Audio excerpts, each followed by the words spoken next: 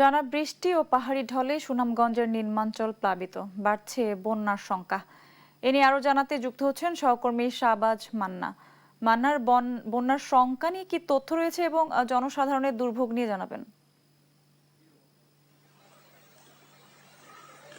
সঞ্জিদা, আপনাকে ধন্যবাদ। আমি এই মুহূর্তে আছি সুনামগঞ্জ সুরমা নদীর পাড়ে এবং আমরা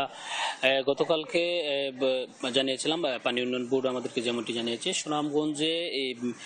গত 24 ঘন্টায় প্রায় 100 মিলিমিটার বৃষ্টিপাত হয়েছে, যার কারণে কিন্তু সুনামগঞ্জের নদ নদীর পানি অনেকটাই বৃদ্ধি পেয়েছে। বিশেষ করে যদি বলি যে সুনামগঞ্জের যেই হাওড় অঞ্চল এবং নিম্নাঞ্চল আছে সেটি ইতিমধ্যেই প্লাবিত হয়েছে এবং আমরা যেমনটা জানিয়েছিলাম যে গত কিছুদিন আগেও কিন্তু পাহাড়ি ঢলের কারণে সুনামগঞ্জের একটি স্বল্পমেয়াদী বন্যা হয়েছিল এবং বিশেষ করে নিম্নাঞ্চলের অনেক বাড়িঘরের ক্ষয়ক্ষতি হয়েছে এবং বিশেষ করে তাহিরপুরের প্রায় 200 পরিবার কিন্তু এই বন্যায় আক্রান্ত হয়েছিল এবং গত 24 ঘন্টায় সুনামগঞ্জের নদ নদীর পানি প্রায় 40 সেন্টিমিটার বৃদ্ধি পেয়েছে এবং পানি উন্নয়ন বোর্ড আমাদেরকে যেমনটি জানিয়েছে যে আগামী 24 ঘন্টার মধ্যে কিন্তু সুনামগঞ্জের যে নদীর পানি প্রায় ডেঞ্জার লেভেলের উপরে প্রবাহিত হবে বলে তারা আমাদেরকে জানিয়েছিলেন এবং বন্যা যে ঢাকার থেকে একটি বিজ্ঞপ্তির মাধ্যমে কিন্তু ইতিমধ্যেই জানানো হয়েছে যে বন্যা ও পূর্বাভাস ও সতর্কীকরণ কেন্দ্র যে সহকারী প্রকৌশলী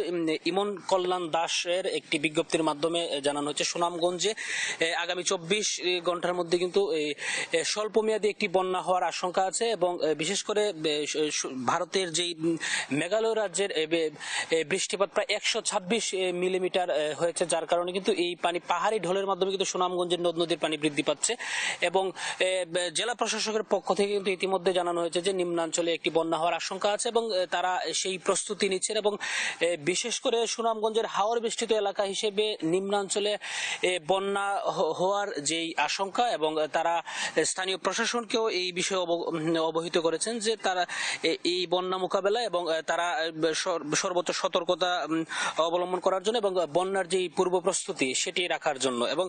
পানি উন্নয়ন বোর্ডের সাথে আমরা সকালে কথা বলেছিলাম, তারা যেমনটি জানিয়েছে যে সুনামগঞ্জের পানি ইতিমধ্যেই বৃদ্ধি পাচ্ছে এবং প্রতি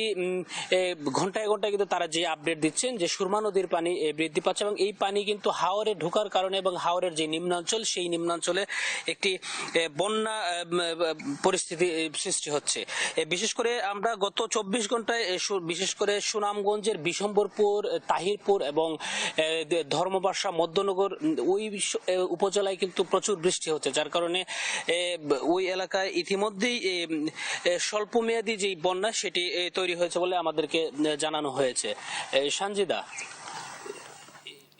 মান্না, ধন্যবাদ আপনাকে। দর্শক, সুনামগঞ্জে নদ নদীতে পানি বেড়ে যাওয়ায় বন্যার শঙ্কা নিয়ে সবশেষ তথ্য জানাচ্ছিলেন সহকর্মী শাহবাজ মান্না।